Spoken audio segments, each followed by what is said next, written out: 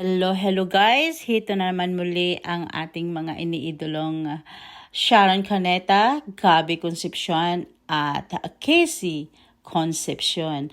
Alam naman guys na talaga namang ito yung aking kaligayahan, lalong-lalo na itong dating mag-asawang Sharon Cuneta at Gabby Concepcion at ang kanilang anak na si Casey Concepcion. Habang nag-scroll ako sa aking phone, ay napapanood ko ang ating megastar at ang matini idol na si Gabby Concepcion at kasama na ang kanilang anak na si Casey Concepcion.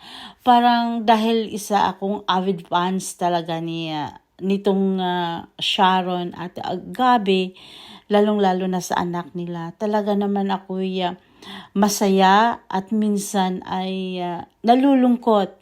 Kadahilanan na iniisip ko kung ano ba talaga ang nangyari sa pamilyang ito. Bakit nagkahiwalay? Ako yung fans na hindi pa rin nakamove on until now.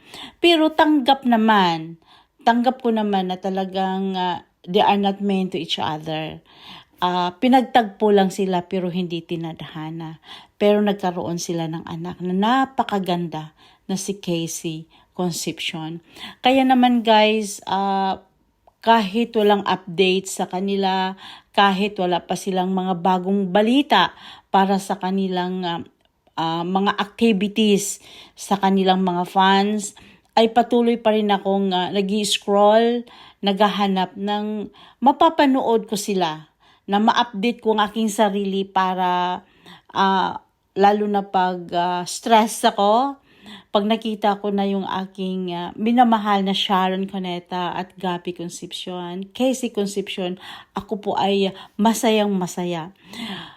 Hindi ko po alam kung ganun din po kayo sa mga fans ni Megastar at Gabby Concepcion, Casey Concepcion. Dahil ako po ay talagang masayang masaya pag nakikita ko si Megastar. Talagang, at si Casey Concepcion. Hinihintay ko na nga na sana matuloy na yung kanilang sinasabing concert. Their Heart concert na gaganapin sa Australia. Yun ang hinihintay ko sa ngayon dahil gustong-gusto ko nang makita muli silang dalawa. Wala namang ibig sabihin ko doon. Gusto ko lang at masaya akong makita silang dalawa. At sana naman ay kasama na sa panahon na yan ay kasama na ang kanilang anak na si Casey Concepcion sa kanilang concert sa Australia at sana naman din matuloy dito sa Middle East dahil alam naman natin na bati na sila ni Megastar at ang kanyang panganay na si Casey Concepcion.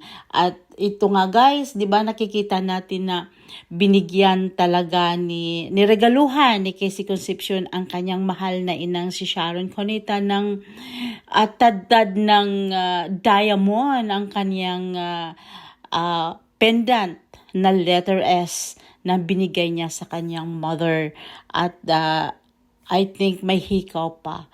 Talaga namang kung gaano kamahal ni Casey Concepcion ang kanyang inang si Sharon Cuneta. Kaya guys, tuwang-tuwa ako at masaya ako lalong-lalo na pag nababasa ko na bati na sila ni Sharon at Casey Concepcion. At lalong-lalo na okay na rin sila ni Gabby Concepcion.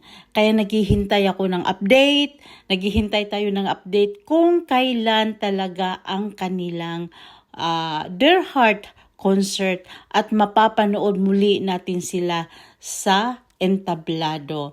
Yung live nating mapanood.